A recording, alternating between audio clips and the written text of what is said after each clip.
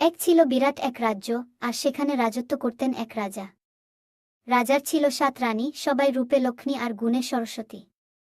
কিন্তু তাদের মধ্যে একজন রানী, যার নাম ছিল মঞ্জরি, সে ছিল একটু অন্যরকম। মঞ্জরি ছিল ভীষণ বুদ্ধিমতী আর স্বাধীনচেতা। একদিন খবর এলো মঞ্জরি মা হতে চলেছে। চারিদিকে আনন্দের বন্যা বইল। কিন্তু এরই মধ্যে দেখা দিল কিছু সমস্যা।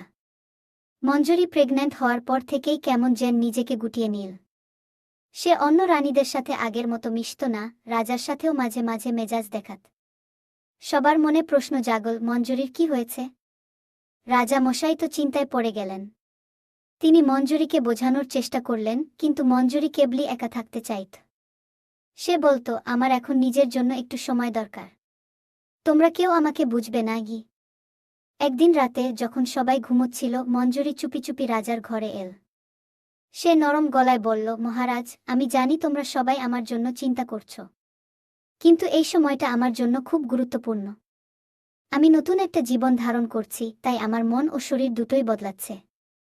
আমি একা থাকতে চাইছি, কারণ আমি এই পরিবর্তনগুলো নিজের মধ্যে অনুভব করতে চাই, নিজের মতো করে। তোমরা আমাকে একটু সময় দাও, আমি আবার তোমাদের সবার সাথে আগের মতো মিশে যাব। রাজা মঞ্জরির কথা শুনে অবাক হলেন, কিন্তু তার মনের গভীরতা বুঝতে পারলেন।